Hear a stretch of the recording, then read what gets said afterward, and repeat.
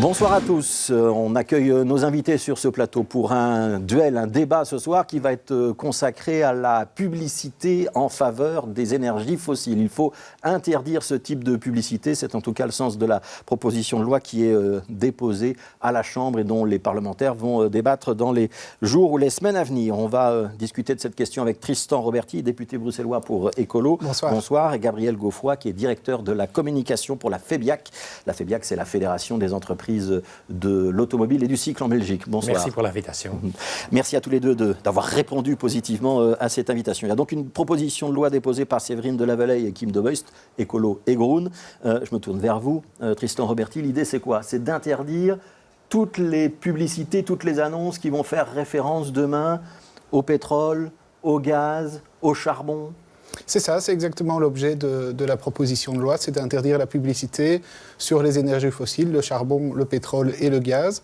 À ce stade-ci, c'est tout. C'est pas sur les véhicules thermiques, c'est pas sur d'autres aspects, c'est uniquement sur les énergies elles-mêmes. Et cette proposition de loi, elle est fondée sur les objectifs climatiques de la Belgique. Et c'est en fait une première. Généralement, les publicités qui visent les lois qui visent à réguler la publicité sont fondées sur la protection du consommateur et les questions de santé. On se souvient tous du débat autour du tabac. Et pour la première fois, on a une proposition de loi qui est fondée sur les objectifs climatiques. Alors, vous dites, pour l'instant, ça ne s'adresse qu'aux énergies en tant que telles. Ça veut dire qu'il n'est pas question de toucher, par exemple, à la publicité pour les automobiles, pour les tours opérateurs, qui sont, par exemple, deux secteurs d'activité qui dépendent, en tout cas aujourd'hui, des énergies fossiles. Quand j'entends « pour l'instant », je ne peux pas m'empêcher de vous poser la question. Et après ? Mais donc, la proposition de loi qu'on a déposée, elle vise à ouvrir le débat et elle vise au moins à répondre au commun dénominateur entre les partis. C'est a priori les énergies fossiles. Tout le monde est d'accord aujourd'hui pour dire qu'il faut en sortir. Ouais. Je vais être très clair. Ça veut dire que demain, Total, par exemple, ou Engie ne vont plus pouvoir faire des crédits de publicité en disant notre énergie est pas très chère ou notre énergie est en partie verte, etc. Effectivement, ils ne pourront plus faire de publicité de ce type-là, mais ils pourront toujours sponsoriser des événements ou aussi faire des campagnes par rapport à leur transition énergétique à eux-mêmes, à leur transition climatique et aux efforts qu'ils font en matière climatique. Ça restera autorisé. Alors, ce n'est qu'une proposition de loi, elle n'est pas encore votée, je le rappelle.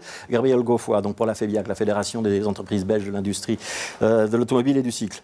Est-ce que vous vous sentez visé? Première question. Et deuxième question, vous n'êtes pas, défenseur des énergies fossiles, mais les véhicules souvent dépendent des énergies fossiles. C'est un problème si on interdit la publicité ou pas? Tout d'abord, je ne me sens pas visé puisque, allez, soyons clairs, j'ai pris le temps d'analyser deux magazines automobiles avant de venir. Et ce que j'ai vu, c'est que dans ces deux magazines, j'ai principalement vu des publicités pour des véhicules soit à motorisation hybride, soit électrique. Et ça a bien une raison, puisque l'Europe nous impose la voie qu'on doit suivre, donc la voie de la réduction des émissions de CO2. Si une marque ne suit pas la règle, la marque, elle est pénalisée. Donc, qu'est-ce que vous voyez? Que toutes ces marques essayent aujourd'hui de commercialiser de plus en plus de véhicules avec des moteurs soit électriques, soit hybrides, et font donc tout au niveau publicitaire pour y arriver. Ouais. Ça veut dire qu'on pourrait interdire ces publicités pour les énergies fossiles demain, ça n'affecterait pas le marché de l'automobile en Belgique? On n'est pas à la demande d'interdire quoi que ce soit. Ce qu'on doit faire, c'est surtout suivre la réglementation européenne, qui est très claire. Après, je pense que le véhicule électrique, il a fait son bonhomme de chemin. Si on voit aujourd'hui les immatriculations en Belgique, vous voyez que presque 90% des immatriculations au nom d'une entreprise sont déjà électrifiées ou électriques. Ce qui est surtout important, c'est qu'on incite aussi le particulier à se mobiliser vers une mobilité plus électrique. Et ça, en fonction de la région où on habite, c'est un choix plus facile ou plus difficile à faire. Ouais. Donc, quand vous parlez des véhicules électriques dans les flottes des voitures de société, ce n'est pas encore le cas pour le marché des particuliers. Non, pas du tout. Où on voit que c'est quand même le moteur thermique qui reste la préférence de l'acheteur. Hein. Oui, exactement. On est bien d'accord sur ce point-là. Il y a un revirement au niveau du compte total. Donc, vous savez, la Belgique a toujours été un marché de diesel. Ça n'est plus le cas. Donc, les véhicules électrifiés, les véhicules à moteur essence ont pris beaucoup plus de volume. Mais il faut aussi réfléchir en termes du consommateur. Donc, vous habitez en Belgique quelque part, vous avez besoin d'un véhicule. comment est-ce que vous pouvez vous approvisionner en énergie. Et s'il y a une infrastructure de recharge, c'est très bien. Vous pouvez faire ce pas et prendre le risque de passer vers un véhicule électrique. Mais si vous n'avez pas de possibilité de charger votre véhicule autour de votre habitation ou à votre travail, vous pouvez faire de la publicité autant que vous voulez, mais vous n'allez jamais acheter ce type de véhicule. Donc ça, c'est le problème, la problématique de l'équipement en borne de recharge, notamment en région bruxelloise. Une toute dernière question. Quand vous dites les véhicules hybrides, pour vous, ce sont des véhicules propres? Et je vais demander à M. Roberti la même analyse, parce que dans l'hybride, on peut rouler sur un moteur électrique, mais on peut rouler aussi en partie sur un moteur thermique. Oui et non. Donc, je pense que j'ai un avis On a assez souvent dit que tranché. c'était un peu une arnaque écologique, le véhicule hybride, et que c'était des faux hybrides en réalité. Je suis vraiment pas d'accord. Le véhicule plug-in hybride, par exemple, c'est un véhicule que vous allez charger avec une prise et qui a une autonomie aujourd'hui allant jusqu'à 70 km. Par contre, celui qui achète ce véhicule doit l'utiliser pourquoi il a été conçu. Et aujourd'hui, si vous habitez en périphérie de ville et vous venez en ville tous les jours, vous avez en fait plus qu'assez d'autonomie électrique pour rouler en ville sur base du moteur électrique. Je pense qu'il y a des solutions technologiques là, avec des solutions comme les geofencing, où que quand vous rentrez en ville, le véhicule va automatiquement passer donc sur le moteur électrique. Ouais. Et donc, ça, c'est par la géolocalisation. Exactement. Exactement. Ce qui est vraiment important, c'est qu'on ait une utilisation juste et consciente de ce type de véhicule. Voilà. Et pour rappel, la législation européenne à laquelle vous faites référence, c'est à partir de 2035, plus de nouveaux véhicules thermiques sur le marché européen. Tristan Roberti, je vous pose quand même la question sur les véhicules hybrides.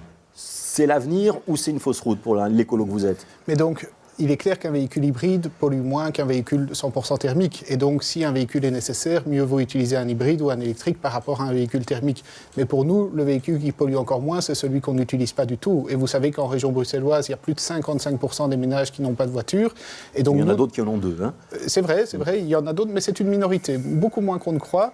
Et donc, nous, notre priorité, ça reste de développer les alternatives et de permettre à un nombre croissant de ménages de se passer de véhicules par rapport en utilisant les transports en commun, le train, le tram et aussi le vélo et les déplacements à pied. Ça reste notre priorité en ville. Ouais, ça veut dire qu'à terme, par exemple, la publicité pour les véhicules hybrides, vous souhaiteriez l'interdire aussi ou pas? Donc, ce n'est pas dans la proposition de loi, ça peut faire partie du débat, mais a priori, ce n'est pas la cible. Non, a priori, ce n'est pas ça la cible. Alors, je vais me placer face à vous, Gabriel Confrat. Je voudrais qu'on comprenne un petit peu mieux ce qui se cache derrière la pub automobile. On dit que c'est un marché de 724 milliards au niveau mondial, donc pas au niveau belge. Une voiture, aujourd'hui, elle se vend sur ses caractéristiques techniques, son prix, etc. Mais elle se vend aussi parce qu'il y a une part de rêve. Est-ce que la publicité, ça reste un élément important dans la motivation de l'acheteur et donc un investissement nécessaire pour le constructeur ou le distributeur? Tout dépend de qui vous parlez. Si vous parlez de l'entreprise, l'entreprise va d'abord regarder dans quel cadre fiscal son achat va se situer. Et donc là, on voit aussi une progression réelle vers de plus en plus de voitures électriques. Le particulier, il est aujourd'hui, dans le contexte d'aujourd'hui, et on peut très bien le comprendre, surtout à la recherche d'une affaire intéressante. Et l'avantage de faire de la publicité, c'est que la publicité met en concurrence les différents offrants et rend donc le produit plus accessible pour le Belge. Moi, ce qui m'inquiète surtout aujourd'hui, si je peux parler d'inquiétude, c'est que nous avons un parc de 5,8 millions de véhicules en Belgique et le marché des nouveaux voitures sont des véhicules très propres, mais il y a tout ce parc de véhicules qui n'est pas encore au niveau et qui doit aussi se renouveler avec le temps. Donc, on doit trouver un moyen, et comme monsieur le dit, je pense qu'en ville, il a tout à fait raison, et peut-être qu'il y a d'autres moyens de transport collectifs qui répondent à la question qui répondent à la demande. Ouais. Mais quand vous habitez en Belgique, beaucoup de gens habitent en périphérie, donc on a besoin aussi de pouvoir convaincre le particulier d'acheter un véhicule plus propre. Il y a eu une étude de l'Université de Liège qui a été répercutée dans le journal Le Soir il y a quelques jours, qui notait ceci. En 2005, 6% du parc automobile en Belgique, c'était des SUV. En 2021, on est passé à 50%. Et pour ce chercheur liégeois, c'est à cause de la publicité. C'est la publicité qui a suggéré aux consommateurs qu'un SUV, c'était mieux qu'une voiture classique, une petite voiture ou même une berline. C'est une évolution. C'est pas à cause de la pub. Vous vous rappelez qu'il y a eu le monovolume, une certaine marque française a lancé ça. Et puis aujourd'hui, en Belgique, effectivement, il y a encore une certaine appétence chez le consommateur pour le véhicule SUV. Par contre, 86% des véhicules SUV qui sont vendus en Belgique sont des véhicules de toute petite taille. Et donc un SUV de petite taille. Je pense que les gens apprécient aujourd'hui l'assise plus haute, mais indépendamment de la forme de la carrosserie, ce qui nous intéresse surtout, c'est d'avoir un moteur propre et qui ne pollue pas. Ouais. Moi, quand je me promène dans les rues de Bruxelles, je veux vous contredire, monsieur Gaufoy, les publicités que je vois, ce n'est pas des SUV de petite taille, c'est plutôt des marques allemandes, parfois suédoises, mais c'est quand même des monovolumes qui ont un certain volume et un certain poids. C'est 14% du marché, et donc il se peut que certains de nos membres font de la publicité pour ce type de véhicule. Par contre, ceux que moi je rencontre sont souvent des véhicules plug-in hybrides ou hybrides. Alors, je me tourne vers M. Roberti. Est-ce que ce n'est pas juste un petit peu hypocrite de se dire on va limiter la publicité pour les pétroliers, hein, ils ne vont plus pouvoir faire de pub, on ne verra plus de pompes à essence dans nos spots publicitaires à la télévision, dans les journaux, mais par contre, on va peut-être voir les véhicules dont on parlait un instant, on va voir les tours opérateurs qui nous promettent des voyages au bout du monde pour lesquels il faut prendre l'avion, et finalement, le consommateur, il aura quand même envie de consommer, peut-être pas directement les énergies fossiles, il n'aura peut-être pas conscience de ça, mais en tout cas des activités ou des produits qui sont gourmands en énergie fossile. Vous ne vous trompez pas de cible, vous n'êtes pas... Je sais qu'il y a un réalisme politique qui fait qu'on passe d'accord, mais vous n'êtes pas encore là en train de faire quelque chose qui est nettement en dessous de vos objectifs. Mais donc, comme vous l'avez indiqué, la publicité a une incidence sur le comportement des consommateurs. Sinon, la publicité n'existerait pas. Et ce qu'on constate, c'est que la Belgique a pris des engagements climatiques importants. Les pouvoirs publics encouragent les citoyens à eux-mêmes s'inscrire dans cette transition énergétique, dans cette transition climatique. Et d'ailleurs, les pouvoirs publics diffusent eux-mêmes des messages qui encouragent les citoyens vers ça. On constate qu'il y a 3-4 messages par jour que les citoyens ont qui les encouragent à s'inscrire dans la transition écologique, et plusieurs centaines de messages qui les encouragent à consommer à travers la publicité. Si vous circulez en rue, si vous prenez le tram, et vous avez des centaines de stimuli par jour qui vous encouragent à consommer. Et donc, il y a une question de cohérence, et c'est ça le fondement de notre proposition de loi. Alors, on peut discuter effectivement de l'objet de la proposition de loi, et on pourrait imaginer aller beaucoup plus loin au niveau des produits polluants, mais il y a aussi d'autres choses, hein. Il y a la question de l'alcool, il y a la question des publicités sexistes, on pourrait élargir largement le débat, mais c'est vrai, nous avons décidé de poser le débat à partir de l'interdiction des... Tristan Roberti, toujours en me déplaçant dans les rues de Bruxelles, je vois quand même assez peu de publicité pour Total, Shell, British Petroleum ou d'autres. Je vois beaucoup de publicité pour des marques de voitures allemandes ou suédoises. Oui, ça vous chagrine pas, ça? Alors, ça existe, hein, des publicités qui encouragent à venir à telle ou telle marque de station-service. Il y a quelques années, il y avait encore des spots télé pour le gaz naturel, si vous vous en souvenez. Et donc, c'est vrai que là, on est, je dirais, peut-être au plus petit commun dénominateur entre les partis politiques, ce qui nous fait dire qu'on peut avancer. Et l'idée, c'est aussi d'ouvrir le débat et peut-être d'aller vers d'autres choses après. Mais il faut aussi savoir que la Belgique est en retard. En France, l'interdiction est effective pour les produits pétroliers depuis août dernier. Et le gaz, l'interdiction de la publicité pour le gaz sera effective dans le courant de l'année 2023. Ouais. Ça a été voté. Aux Pays-Bas, les débats sont aussi en cours. Et donc, il ne faudrait pas non plus que la Belgique soit le mauvais élève de la classe européenne sur ce point-là. Ouais, donc ça, c'est la loi climat et résilience en France, hein, qui est d'application, effectivement, depuis le début de l'année notamment. Le mécénat n'est pas touché. Je vais revenir vers vous, M. Gaufoy, dans un instant. Mais M. Roberti, quand on ne touche pas au mécénat, ça veut dire qu'on ne va pas toucher au Grand Prix de Formule 1, on ne va pas interdire les sports moteurs, etc., ou les grands pétroliers vont pouvoir continuer, par exemple, à sponsoriser un concours, une manifestation culturelle, etc.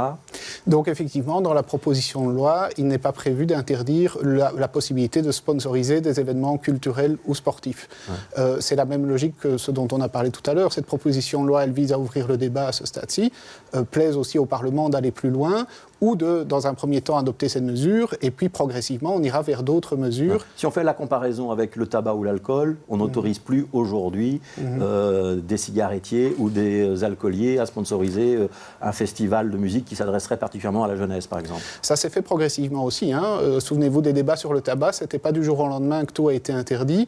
Et pour les alcooliers, je vous invite à circuler dans les festivals et dans les événements sportifs, et vous verrez qu'il y a encore beaucoup de marques d'alcool qui sont présentes. Alors, je me retourne vers M. Gaufoy. Le sport automobile, notamment le Grand Prix de Formule 1, les rallyes, ça n'incite pas le consommateur à aussi vouloir des voitures toujours plus puissantes. Est-ce que dans l'industrie automobile belge, il y a eu un shift mental qui est de se dire aujourd'hui, small is beautiful. On va plutôt faire des voitures plus petites, plus légères, qui consomment moins, et puis dans l'idéal, à partir de 2030 ou 2035, des voitures électriques. Je pense que c'est deux débats très différents. Vous avez d'un côté l'industrie qui essaye de réduire donc son impact CO2 suivant le rythme européen. Donc là, on a aujourd'hui... Vous serez prêt, c'est une petite parenthèse, mais vous serez prêt en 2035 à nous proposer suffisamment de modèles électriques à des prix démocratiques? L'industrie sera là avec le produit à un prix démocratique, ça c'est sûr.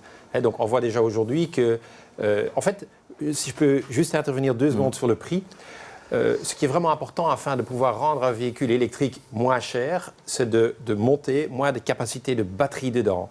Et quand est-ce que vous avez besoin de moins de capacité de batterie? Quand il y a plus de points de recharge. Donc c'est un peu le débat de la poule et de l'œuf. Nous pensons que si les infrastructures de recharge se développent fortement, que le Belge pourra se contenter d'un véhicule avec une batterie, avec une capacité plus petite, parce qu'aujourd'hui, il fait toujours référence à l'autonomie qu'il a avec son réservoir essence. Même s'il y a des voitures électriques aujourd'hui qui atteignent 400 ou 500 km, le trajet que nous faisons tous les jours dépasse souvent pas les 50 km. Donc on n'a pas besoin de toutes ces batteries à bord. Et ce n'est pas non plus toujours le choix le plus écologique. Donc nous attendons à ce qu'on ait des infrastructures de charge suffisantes qui vont permettre les véhicules de devenir moins chers. Pour parler du sport automobile, c'est un peu le cœur de notre industrie. C'est là où on montre les dernières technologies. C'est le laboratoire technologique qui se traduit par après, que ce soit au niveau des motorisations, que ce soit au niveau des systèmes de sécurité, que ce soit au niveau des carrosseries. On a aujourd'hui des véhicules qui sont construits en carbone sur des matières qui viennent du sport automobile et qui rendent les véhicules plus légers et plus écologiques. Ouais, mais la Formule 1 électrique, ça existe. Tout à fait, absolument. Ça ne rencontre pas encore beaucoup de succès. Je pense que... Est-ce qu'on aura une inversion? Est-ce que dans 10 ou 15 ans, finalement, les grands prix que les amateurs suivront à la télévision, ce seront des grands prix électriques ou pas? Oui, je n'ai pas de boule en cristal, bien évidemment, mais... ce que j'espère en tout cas, c'est qu'on gardera notre Grand Prix en Belgique, que ce soit avec des motorisations essence ou électriques.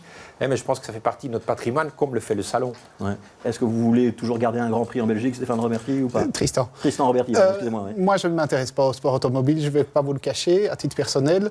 Voilà, il y a des gens que ça passionne. Notre objectif ici n'est pas d'empêcher les sports automobiles. Donc vous n'empêcherez pas le Grand Prix de Formule 1? Ce n'est pas ça du tout qu'on a de nouveau dans notre cœur de cible. Ouais. Mais quand même, à terme, le sponsoring, c'est quelque chose sur lequel ça pourrait faire débat. Le sponsoring est un aspect qui pourrait faire débat. On ne peut pas imaginer un Grand Prix de Formule 1 sans sponsoring des grandes marques, notamment de carburant. Excusez-moi, mais aujourd'hui... La question de départ est toujours la même. Est-ce qu'on veut avoir des messages contradictoires? Est-ce qu'on veut que les citoyens soient encouragés d'une part à s'inscrire dans la transition écologique et que d'autre part, dès qu'ils sortent de chez eux, ils soient comme ça bombardés de messages qui les encouragent à consommer des produits et des produits d'origine fossile? C'est ça la question de départ. Ouais. On peut imaginer un Grand Prix de Formule 1 sans la publicité pour Total, Shell, BP, etc.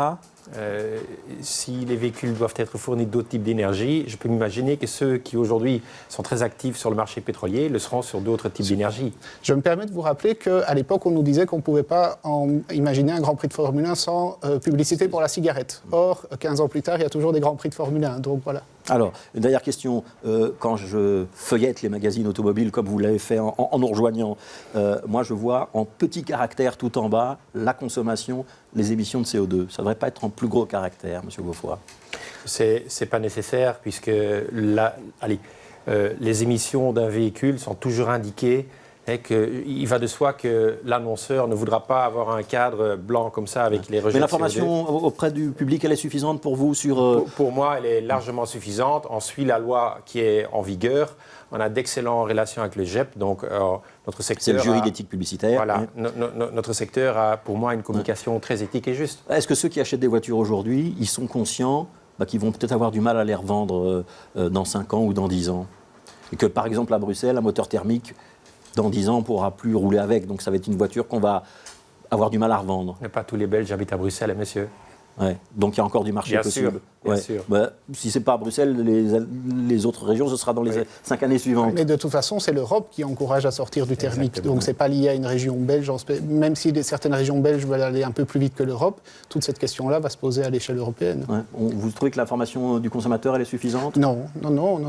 En général, la publicité, justement, vise à dire au consommateur, eh bien, en achetant tel véhicule, vous allez faire un geste environnemental parce qu'il consomme un tout petit peu moins que le précédent.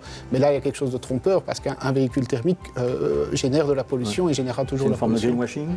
Ah, il y a beaucoup de greenwashing, oui, il y a beaucoup de greenwashing dans le secteur de la publicité. C'est d'ailleurs dénoncé par le Conseil économique et social européen, qui a constaté qu'il y avait du greenwashing. Il y a du greenwashing dans la publicité automobile? Il y a surtout des véhicules de plus en plus propres. Voilà, ce sera la conclusion. On a compris que vous ne seriez pas d'accord là-dessus. Merci beaucoup d'avoir participé à ce débat. C'était Gabriel Gaufoy, directeur de la communication de la FEBIAC, Fédération des entreprises belges du secteur d'automobile et du cycle. Il y avait Tristan Roberti, député écolo au Parlement bruxellois.